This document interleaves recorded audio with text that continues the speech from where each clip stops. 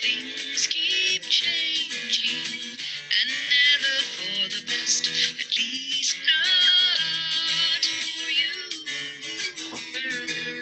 Rearranging rules that we cannot contest.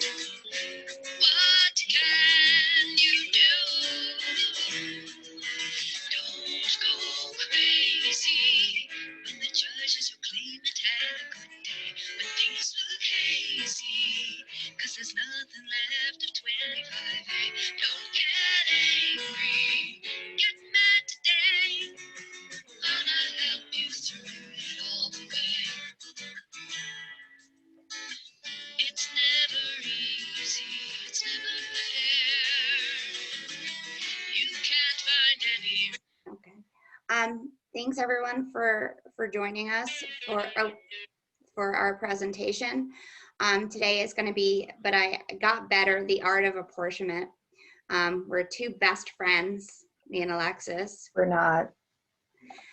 Talk about prior and subsequent accidents. So I know there was a question that we had where, you know, someone was asking about what about all these claims and people who have, you know, $250,000 Section 32s for the same back injury that keeps causing them to become permanently and totally disabled, only to go back to work 2 months later. I know those are like the most obnoxious claims that we have, or for me, those bother me very much. So today we're going to talk a little bit about that and about what do we do about prior and subsequent accidents. Before that, though, a bit of good news. The executive order in New York State that was the basis of the board's decision to stop allowing a stray's labor market attachment ended yesterday. So we are going to push labor market attachment. I have a hearing this afternoon, and I intend to push labor market attachment at that hearing this afternoon. And, you know, we can start filing those RFAs on the issue of labor market attachment. The board hasn't announced anything as far as I know yet. This morning that was the case. I haven't checked for an update in the past couple of hours, but it does seem they're looking to be silent on it because I don't think they want to do it.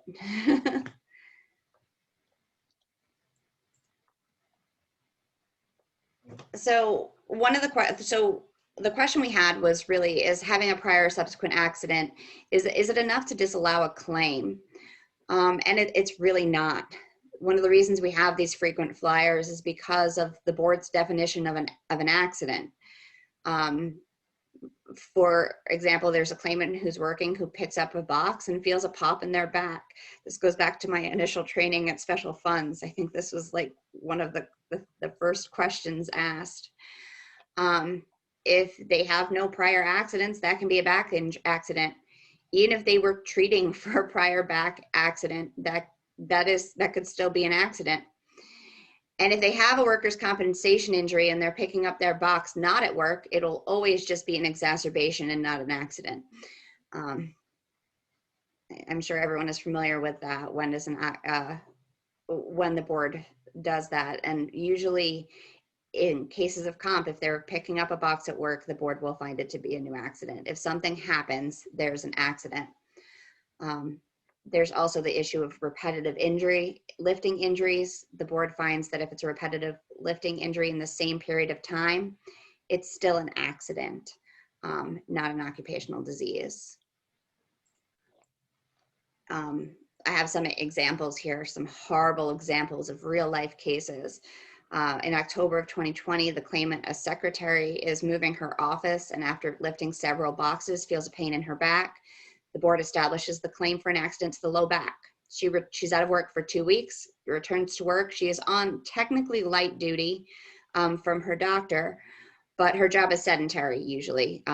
She's not supposed to be lifting boxes, so it's not a problem. She's still actively treating, she's still under those restrictions, and she's at a 75% disability. In a weird twist of fate, as of November 1st of 2020, it's a different carrier. So that's why this is a relevant case, because 2 days after returning to work, so just about November 2nd, the claimant wants to get something that is under one of the boxes that are still located in her office. She lifts the box that she's not supposed to be lifting, that is outside of her job scope, specifically out, and aggravates her prior injury from 2 weeks earlier. So the case is controverted, and what does the board do? They say this is a new accident, and establish the claim. So that is an example of how it's really easy to have a new accident there, even though we would normally say that clearly wasn't a new accident. It was still a part of her previous treatment. The board says no. Another example, the claimant is a data entry clerk who injures herself while lifting a TV at home. She misses 2 days of work after the injury. 2 weeks later, she's working. She works a sedentary job, so there's no restrictions placed on her by her doctor. She's still actively treating. She's in pain. She's using medications. There's no disability rating provided because her injury lifting the TV is not comp-related. She injures herself moving a lightweight rolling chair. So she rolls a chair when she injures her back. This is a new accident, and everyone should be shocked. I was, just as everyone's aware, the theme of this is best friends, because that's my Alexis best friend there. It's not.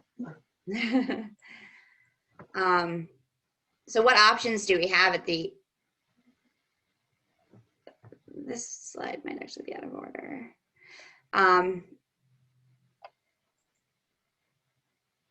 What options do we have at the inception of the claim? We can ask the employer if they know of any pre-existing injuries for an investigation, get the C-240 immediately from the employer to look for a claimant who missed time or only just started, insist on a C-3 from a represented claimant with the completed section on prior injuries. Yeah, I think that one is particularly important, because if we find, they often lie to their own attorneys, but if we find out, like through an ISO report or some other method, like it's a mention in a medical report or something, that they lied on the C3, then we've got fraud. If you know, they do have the obligation and the burden of disclosing it, but they often say, oh, I didn't know, or it wasn't an injury, you asked me about injury. So I like to ask them for treatment as well. And I get that information from the C3, and then when I'm at the initial hearing, I follow up on the information they put on there. If they leave it blank, I make sure to follow up, hey, you left this blank. Did you have any prior injuries, any treatment, any restrictions, anything like that? So that way I nail them into that story at the outset of the claim. And if later anything pops up that's different, we can raise fraud. I do that too, even in cases where the claim is accepted. I will ask the judge if I could just take some clarifying testimony on that, really brief 2 or 3 questions. Most of the judges have not ever said no to me. I've had an occasional one who then spends 20 minutes yelling about how they run out of time. But most of the judges will just let me ask those 2 or 3 questions, and then I'll just accept the claim, but I'll have that information for the future. You can also, this is sometimes when the claimants don't show up for the initial hearing, you can ask the judge to actually do a claim search while you're at the hearing, to look through their system to see if there's anything that pops up.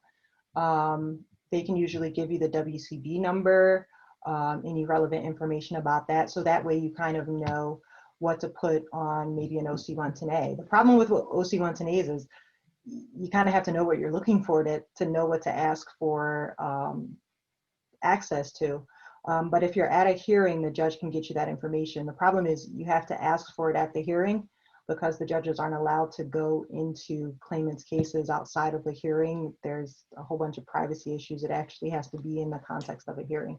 So I always try to make sure I ask at a hearing, judge, can you just do a claim search? They'll usually use the social security number. Can you just run through and tell me if there are any claims? And they can usually do that. And they usually will too. I forgot to actually put that in the presentation, but that's a great point, because that's something I do often at the hearings as well. And then, controvert, the first claim with the boxes was controverted. It didn't matter except under 25A, and then consider a controversy, which was the second claim with the TV. And then there's an excellent prior presentation on the issue of 21A, if anyone's interested in looking into that. Let me guess, you did the prior presentation? No, I didn't. I don't pat myself on the back like that.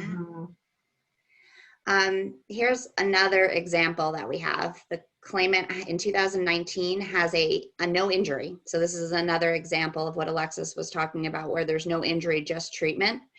She has no injury, but she has a prior multi-level fusion in her back, where she is out of work for 2 months. She disclosed this, however, completely. There's no fraud in this case. The claimant starts a new job as a home health aide for 10 hours per week in August of 2019. And 2 days later, because everything happens 2 days later, these cases are all real and these timelines are mostly real. Some of the years I might have gotten wrong, but this one is 2 days. She injured herself lifting a wheelchair to the trunk. It was about a 20-pound wheelchair. It wasn't very heavy. She even said, she can't lift much after her fusion, but she was able to lift this. So work at 2 days, lifting into a trunk with a previous fused back. And this is a new accident. This one is the worst example. The claimant has a motor vehicle accident unrelated to work where she injures her neck.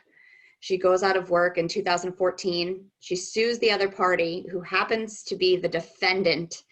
The defendant in that lawsuit happens to be her future employer in January of 2019, 5 years later. So 5 years later, she obtains her first employment again since March of 2014, and that job involves some physical training. On the first day of that physical training, she indicates that the work is too hard and hurts her neck. There is actually no mechanism of injury other than the fact that she's performing some physical moves in the part of her job in these training exercises. And the board finds that this is an established claim, just from, even though there's no real aggravation, there's no real injury here. This was just the claimant doing her job, and the board said, well, she could return to work full duty for 2 days, and went out the first day she was actually asked to do that duty. So that one is especially infuriating. So, the question here is, what can we do to investigate these issues, to stop these claims from being established? And I'm not saying there's no hope, but I'm saying that stopping them from getting established may not be your ultimate goal. They take a very broad definition of accident. It is very difficult to have a claim outright disallowed by the fact that the claimant had a pre-existing injury or pre-existing condition. Although I'm actually working on one right now that I think will have a favorable outcome. He's got a prior back injury, surgeries related to the prior back injury. It's a little easier because it's work related, and the board is a little more willing to find no new accident, where they can just put it on a prior claim because the claimant doesn't lose out on treatment, and someone's going to pay indemnity, maybe. But the mechanism of injury for the new accident was he was simply walking. He literally got out of his car and just walked. We have him on video. And then he stated while walking into work, he felt low back pain. And we're arguing, of course, that it's an exacerbation, not a new accident. I think that one is a little different because the mechanism of injury is actually pretty important. There's case law that simply walking isn't an accident within the meaning of the workers' compensation law. You actually have to be doing something particular, like to your job, like I think it says something like simple activities of daily living, like walking, breathing, sneezing, like those things the board kind of actually takes a pretty hard line on. So you may be able to argue that something did happen, but that it's not an accident within the meaning of the workers' compensation law. So in that way, if there is something pre-existing and the claimant just felt the pain that day while they happened to be at work and they weren't doing anything, you may be able to get it disallowed then. And that's an excellent point. And that's what you have to focus on, the definition of the accident, which doesn't necessarily come from the other treatment. and again, you know, even though I'm saying that, you know, it doesn't always happen, it doesn't mean you shouldn't litigate. None of those cases that we controverted should have not been controverted. Every single one of them should have been litigated and controverted, even though they did not end up in a disallowance. And sometimes the controversy does help later. The caveat, though, it is completely different for occupational disease. And I should have added the caveat that Alexis just said, where if it's not an accident, it doesn't happen. Occupational diseases, the board will disallow on this previous information. Although I had one where I got the claim disallowed on the issue of occupational disease. The judge established it for an occupational disease to the back. I was able to get that finding overturned by the board panel decision, who then went on to note, however, we think it should have been litigated as an accident because it's repetitive lifting over a short period of time. So claimants counsel should re-litigate this issue with the basis of accident rather than occupational disease. They did give us at least an opportunity to get a new IME and do some litigation on that issue, but the board did give them the out on it. So, you know, there's things you can do. And really it's about mitigation on the file. You can have return to status quo ante, no further causally related disability, apportionment, and fraud. I'm sure there's other mitigation factors relating to other pre-existing injuries that people can think of, but these are what I'm saying are the main four. Status quo ante, no further causally related disability. It means that the claimant has basically returned to the level of disability prior to the accident.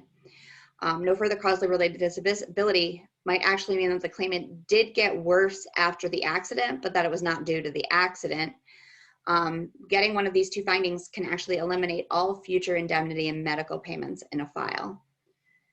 So it's a great one to get if you can get it.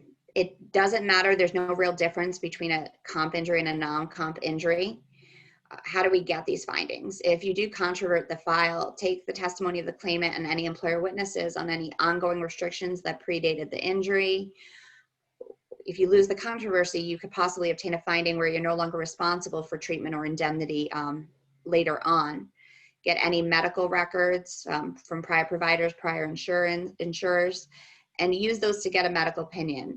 You will need an IME in this case to saying that there's no further causally related disability or that the claimant has returned to status quo ante. You can also take them, go ahead. No, I was just gonna say, I think claimants sometimes also try to be slick by saying, oh, you know, I don't remember who I treated with, it was a while ago. And again, you can't really ask if you don't know where, you know, who you're asking it from. So if you want to get records from a doctor and the claimant doesn't really know, what do? You can do a medical canvas. I found those to be useful sometimes, where if the claimant doesn't remember the doctor per se, or you suspect that the claimant may be lying, you can do a medical canvas around at different hospitals and treating facilities around the claimant's area. And they'll tell you whether or not they have any records on file. If they do, then you can go ahead and get the HIPAA and subpoena those records. And in addition to the medical canvas, if there was a hit on an ISO report where you have a carrier, if you get the HIPAA for the insurance carrier, I had a case where the claimant had a motor vehicle accident very close in time to her workers' compensation case flare-up. And she claimed that they were completely separate and she didn't injure her back in the motor vehicle accident. When we got the medical records, it turned out that she was treating with two different chiropractors and not telling them about each other. She was treating 3 or 4 times a week for months with both of these chiropractors, basically claiming everything was due to her motor vehicle accident in one case and everything was due to her treating provider in the other. And I also find that if you do get any medicals, either from a medical canvas or from an insurer or even from prior ones, if you just look for doctors' names on the top hand corner, they'll have referring provider, they'll have primary care doctor, or DEAR and then it'll say the name of a doctor. I found doctors that were not disclosed who had very relevant information, just in that dear line from the doctor's reports. So those are also great ways to get that information. But yeah, they hide it sometimes. Another example we have, this one I didn't remember the years on it, but so this one is a little made up on the years, but the claimant injured his back while working in a heavy industry job. His treating surgeon opines that he is permanently totally disabled, and he receives a large Section 32. He then gets injured again to his back while working in a heavy industry job. The same exact treating surgeon opined that the claimant had fully recovered from the 2005 injury and was now permanently totally disabled due to his injury alone, the new one, and he receives another large Section 32. So shockingly, in 2018, he once again injures his back while working in a heavy industry job. The same treating surgeon testifies without any hesitation whatsoever that the claimant had completely recovered from not one, but two injuries that left him permanently totally disabled. He requests a surgery for this 2018 injury and says it's entirely related to this 2018 injury. There was definitely an accident that occurred in the third instance that was not in dispute. We obtained the OC-110A, the releases for the prior medical records. We got the prior testimony of this treating doctor, and got an IME that said that the claimant's disability and need for further treatment was related 50% to the 2005 accident, 50% to the 2012 accident, and 0% to our accident.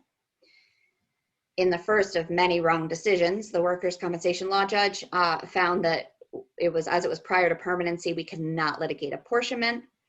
Now, I've done presentations on this being debunked before. You can absolutely raise apportionment between two comp cases, but prior to permanency. This was the wrong standard, and we successfully appealed this. We did, however, argue that even if the workers' compensation law judge was correct, this is not an instance where we are arguing apportionment.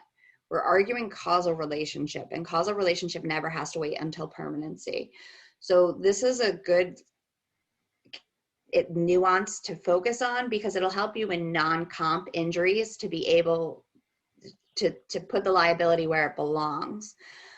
We then took the incredible testimony of the treating physician on the claimant's multiple miracles. I was just going to say that's actually a particularly important distinction, because if you're arguing causal relationship, the burden is on the claimant to prove it. If you're arguing apportionment, the burden is sort of on us to prove that it's partially due to something else. So just changing the argument from causal relationship to apportionment makes it easier for us to win, because then the claimant has the burden, and we can then say, well, they haven't met their burden. Right, and it's a great argument to make when you can't make apportionment. And the board found no causally related disability. The surgery was related to the two previously closed workers' compensation claims, where I'm sure the claimant kept his medical set aside and didn't use it for other purposes, and is totally prepared to pay for it out of those funds kept in a separate interest-bearing account, of course.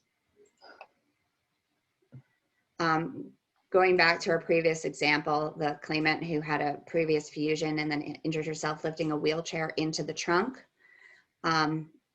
we were able to use this established claim.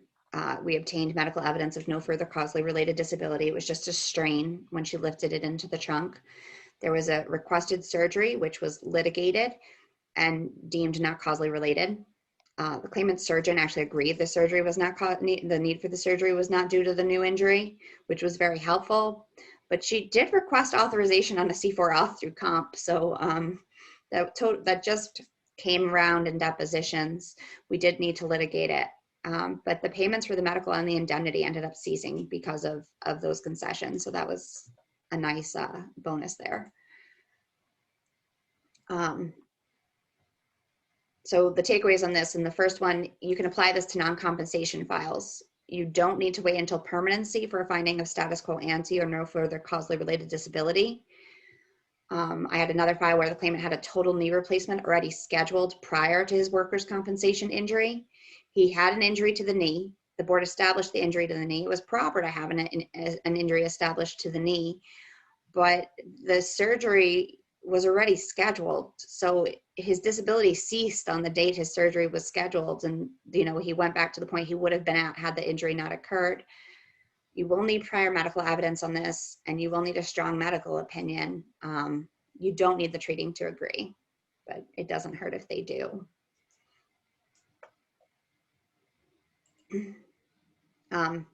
Fraud, claimants who do not reveal prior medical records. We can use this in two times. We can use this at the outset of the claim before it's established to say that the credibility of the claimant isn't, that they're not credible, and you can disallow it. I've had cases disallowed based on the claimant not being credible because they lied about whether they had a prior accident, even when there is an accident or evidence of an accident occurring. Yeah, I actually I now cite a case all the time. I found it once on Westlaw. Now I use it for everything. There's a case that says that an opinion of causal relationship cannot be credible if the provider didn't both note the prior injury and distinguish it from the present one. So if you're facing an opinion of causal relationship and the provider says, oh, the claimant didn't tell me about that, or he didn't say how this one is different, that attacks the credibility of the doctor. The board has found that the doctor's opinion is not credible unless he knows about and is able to distinguish between the two. Right, and that's actually, I think, a third panel. There's also a third panel decision that kind of says the same thing, that a doctor's opinion is not credible if he doesn't know that prior history. So if the claimant lies about it, not only do you have a lying claimant, but then the doctor can't be credible either. Exactly. And then after the establishment of the claim, it can be used to avoid further causally related disability. Obviously, in these cases where the claimant does lie about a prior history or a prior accident, it's better to have it at the beginning of the investigation. And that's one of those cases where you really want to have those ducks in a row beforehand if you suspect there's some lying going on, which is actually harder because if they're not being truthful, it's harder to find those medicals in the beginning. I have another example in a case that I inherited. It was already established. The employer indicated that there was absolutely no reason to controvert it. The carrier really doesn't do an investigation and accepts the file based on the medical and the employer saying, oh yes, there was definitely an accident. After that claim was established so easily, the claimant comes back and says, oh, I also meant to include my neck. We controvert the neck because it's a late site that wasn't included in anything. He testifies about his accident. He testifies about injuring his neck, that he had no prior treatment, that he just didn't think his neck was going to continue hurting, and that's why he didn't report it.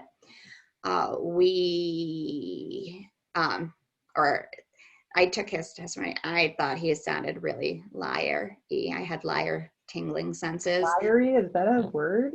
It is now.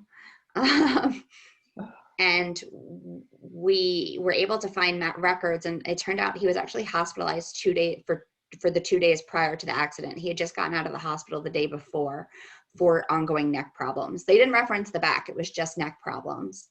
Our investigation, we got HIPAA. We began looking through his medicals, looking for any names, and we saw a reference to a hospital. We saw a reference to a chiropractor. And we also obtained prescription logs for pharmacies nearby to the claimant. I met with your medical canvas, like Alexis said before, and we're able to get some medical records based on the prescriber for his medication. It turns out his neck had a pinched nerve, and it had for quite some time. The back was still a new injury. There was still nothing we had medically speaking from the back. The workers' compensation law judge is one of the most claimant-friendly ones that exists. The claim for the neck was disallowed because the claimant was not credible. Our doctor had opined no further causally related or back disability, and the judge agreed because the claimant was not credible. So the claim for the back was also found not to have no further causally related disability because his pain complaints were found not credible and he was not credible. So basically it was just, you're a liar. So we're done paying anything for you because of the extent of your lies, both for your back and neck. So that was they really think we have no way of finding this stuff out. Like, I don't know why they bother to hide it, but they do, and we catch them in stuff like this all the time, and it's one of my favorite gotcha moments. Yeah, I took his testimony before we had any of these medical records, and it was he lied so much. It was great. It was my first fraud finding ever. That's one of my favorite cases. So the takeaways on that is take testimony of claimants when you can. You're not going to get them in fraud if they don't lie. Credibility is everything. And even if your testimony is brief, and even if it's just to confirm what you think you know, you have no prior history, you haven't treated with anyone. And then if you've done that, if you find out information later, you can use it. For example, in this case, if the claimant had initially reported the neck and disclosed the treatment, I would bet money that this case would have been established as an accident, even with him being in the hospital the day before. Can you just clarify for us whether I'm Snoop Dogg or Martha? I don't know. I'd like to say Martha. I'm clearly classy. Yeah, I mean, we both drive the same car, but you listen to country music. I do. I listen to trap rap coming into work when we were in special funds. So yeah, I think that's actually an accurate statement. Apportionment. I've done presentations on this before, and there's so much to go through on apportionment that there's no way to cover it just at once. But if everything is a comp injury that you're apportioning to, just get your medical evidence as soon as possible, get OC 110As. You don't have to wait until permanency. You have to send the IMEs to the other files. Please do not forget to do that because they can get precluded. Don't pay per 25-1F or without prejudice to apportionment if apportionment is prejudicial. So if the case is closed on a section 32, paying per 25-1F or without prejudice to apportionment, the other carrier isn't going to reimburse you that because they're not on the file. It's closed in a 32. In those cases, you have to ask for tentative apportionment. You have to ask for it to be set at, if your doctor says it's 25% related and 75% related to the other pre-existing files, you need to ask to be paying at that 25% and litigating apportionment now. You cannot wait until permanency. And another thing is you should be filing C8.1Bs for all medical bills you pay, indicating that, because otherwise they could make you pay for the whole bill even if you subsequently pursue apportionment. I would recommend filing C8.1Bs. You can still pay your apportioned share, but I would note that the amount in dispute is the other apportioned share that you're trying to get the other carrier to pay. I think that's really the safest way to handle paying for medical treatment. Yes, and especially again in cases where the other carrier will not be reimbursing you. Yeah, you want to pay those bills per the apportionment in the IME, and then file C8.1Bs on them. So comp injuries are pretty straightforward, except for the caveat that make sure you do it fast if you have cases that won't reimburse you. With non-comp injuries, you do have to wait until permanency, and you will have to show disability in a compensation sense for the non-comp injury, and we're going to discuss that a little later. Sorry, I want to backtrack for a second. On the comp injuries, I think it's particularly important to pursue it as soon as possible, because the date of apportionment is going to be what determines how much money you get back. So if you wait for a year to pursue it, you may not get that year of benefits back. Like the judge may say, well, okay, apportionment is effective today, but then they reimburse you going forward and you waive your rights, everything else before. Particularly if it's a file where you didn't pay per 25-1F because the other carrier can't reimburse you. So the sooner you pursue it, the sooner you can benefit from it. And if there is a carrier to reimburse you, the more likely you are to get those payments back. If you ended up paying the full share, the more likely you are to get the payments back from the carrier dating back to the initial, from the very beginning of the claim. And that's an excellent point, because the judge has such broad discretion to set that date of apportionment. And that's never going to be overturned. Almost never. The only case I've had where I've had success in that particular issue was where apportionment was previously raised and the judge would not allow it to be pursued until permanency, and the awards were all made per 25-1F. And the board said, well, the judge made that decision. The carrier pushed it. The carrier asked for it. The carrier maintained it that whole time. And the judge said, no, we'll litigate everything together. There's no sense in doing it twice. They did actually set that back. That one was to my detriment, though, because I was with special funds. So I was asking for the date of apportionment to be later. But what I found is if you can get the other carrier on notice at the hearing, you can also kind of try to kind of bully them a little bit. You want to say, like, you know, if you're negotiate? Well, negotiate, sure. But if you're the carrier on the hook and you're trying to get them on the hook, you can make a big stink, tell the judge, you know, you're not going to pay. You're going to file C8.1Bs, object to everything unless they agree to, you know, an apportionment date, and say, all right, you know, we'll pay, but we want apportionment back to this date. Usually, you know, the other carrier might say, all right, just to get you like paying everything from the beginning, and just to make it one less issue for the judge to have to dispute. The judge will just say, okay, that's fair. You'll pay. We'll allow apportionment back to this date once we determine the percentages. So you can kind of use that leverage, the fact that you are the one who's actually making payments now, and you can withhold those payments to get everyone to fall in line. Right, that is true too. And then going to our third one, two schedules where the prior is a non-comp. You do need to obtain those medical records, and the way that you actually do this one is you determine the actual value of an imaginary prior schedule based on that medical. You can then take credit, like a Janduso credit, for the imaginary prior schedule, but you don't have to show it's disabling in a compensation sense, just that there's an imaginary prior schedule that would exist. This is great because the 2018 guidelines, one of my favorite provisions, I like absolutely get giddy when I see it, are conditions that in and of themselves, just their existence indicates a schedule, like chondromalacia patella. You have that, boom, that's a 7.5 to 10% schedule previously, and you don't have to prove that it was disabling at all. If you have a diagnosis in a record that said the claimant had pre-existing chondromalacia patella, they're like, judge, there's evidence that the claimant already had a prior 10% schedule. And the 2018 guidelines, those special considerations, make it easier to prove that. Range of motion is a little more difficult, but you can always, if you have prior medicals that give you restrictions in range of motion, which I actually just used that recently, you can take those range of motion findings and apply them to the guidelines yourself to figure out what the schedule would be. That's what you mean, determine the actual value of the imaginary schedule.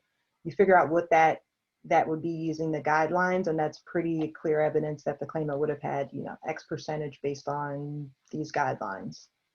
The chondromalacia patella one is good too, because it limits the schedule if it's causally related to a 7.5 to 10%. So a lot of claimants, counsels, and doctors have started arguing that it's actually pre-existing and doesn't relate to the injury.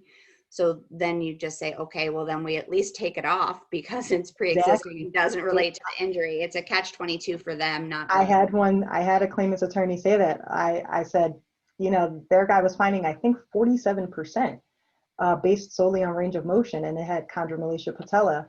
And I submit my memo saying, you know, they're full of crap. And they submitted a response to my memo saying it's all pre-existing. I then submitted another response to theirs saying, thank you for mentioning that it's not pre-existing. You never raised it. And in fact, you used this to get all this treatment in this claim. And if it is pre-existing, we're now lopping off 10% from your schedule. And that one turned out pretty favorably.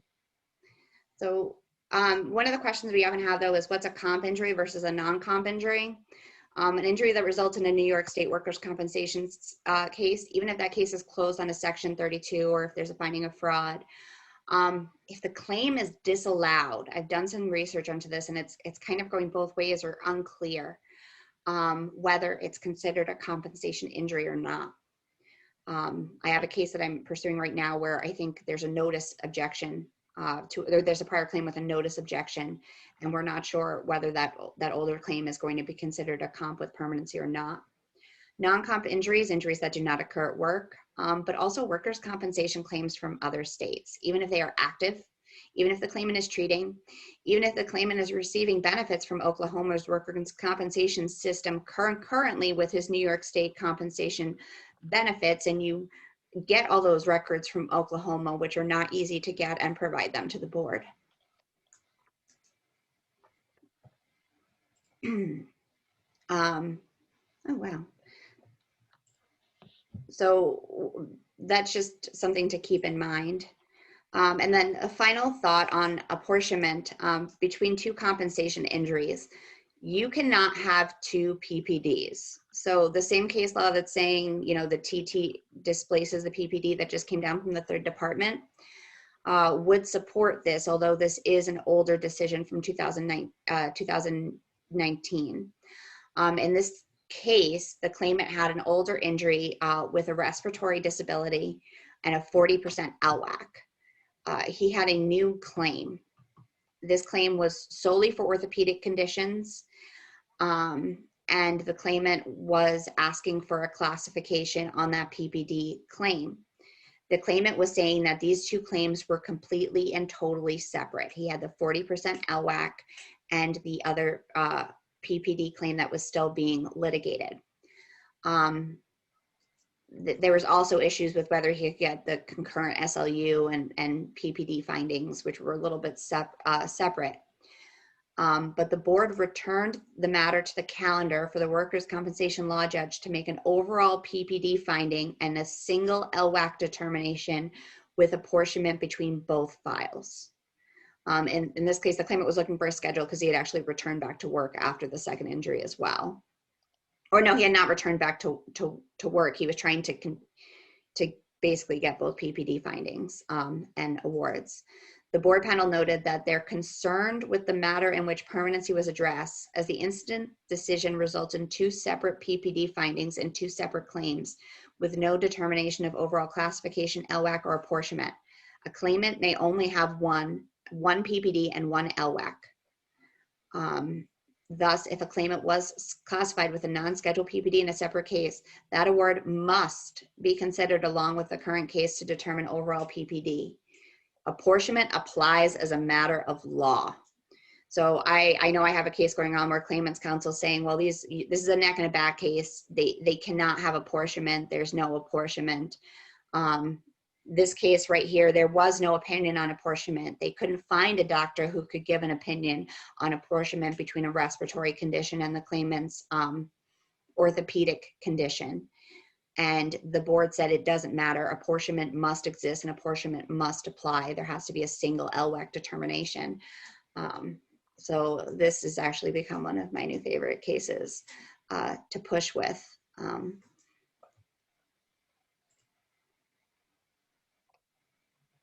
Oh, I think I went out of order with my slides, and that was I don't know how. I think I accidentally put my slides out of order. That one was supposed to be at the end, but to demonstrate that apportionment must apply in a compensation sense, you have to show job restrictions of the employer at the outset of the claim, even if you accept it. I have a case right now where we're pursuing that issue, but the claim is from 2013.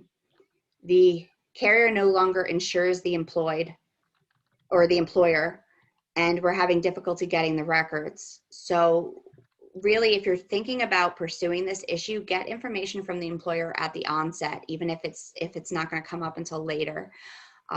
One of the ways I did it in another case is I got raised attachment and got a resume. And when you get the resume, you question about time gaps, time at the prior job, and why they specifically switched jobs. They're not looking at this issue at that time, so they'll tell you those things where you can bring them up later. That worst example I had with the claimant who worked for 2 days after hurting her neck. We took extensive testimony on the issue of labor market attachment, completely unrelated to permanency.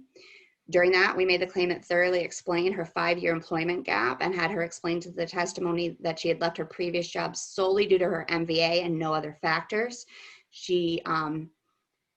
We took thorough testimony on the outset of the claim from the employer and the claimant on her job duties and how her injury occurred, and injury is in quotes.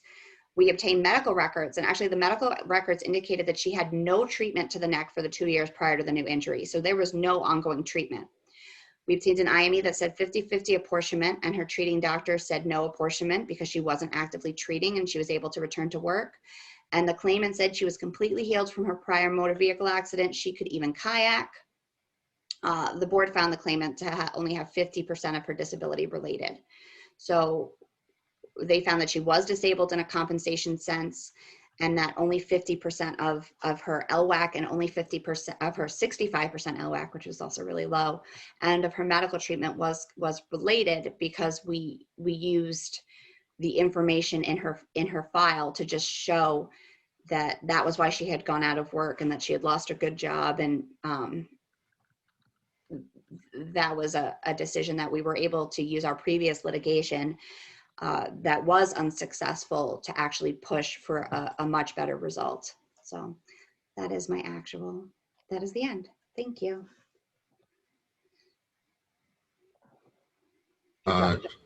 Great, yeah, very good. Shannon, before you go, Mr. Samuel Patterson had a question on the case law that you mentioned earlier about doctor credibility in relation to not reviewing priors.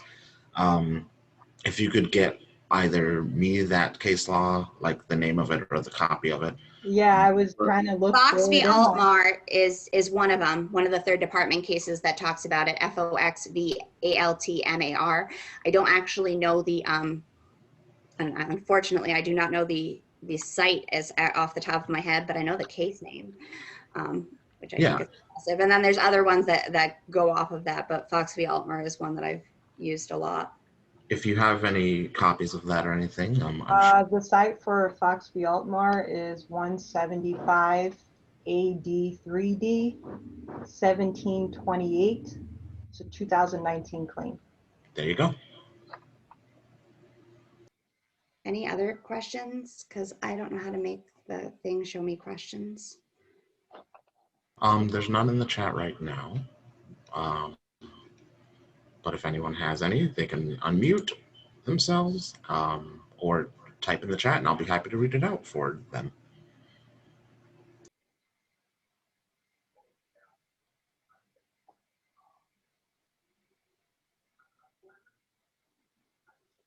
Guess that. Daniel wants to hear about your clandestine adventures together. We have none. We're not really best friends. We've gone to law school together. Like, we were first year lawyering partners, and like our first presentation, I don't know if you remember that, like the first thing we had to do in law school, we were partners. It was that I remember kicking your butt. No, we were partners. We had to do a speech. Yeah, I remember doing all the work. That's not true at all. That is not accurate. Very good. All right. Well, if there's no other questions, we thank you all as always. Thank you, everyone. Thank you. Thank you. Good presentation. Thanks.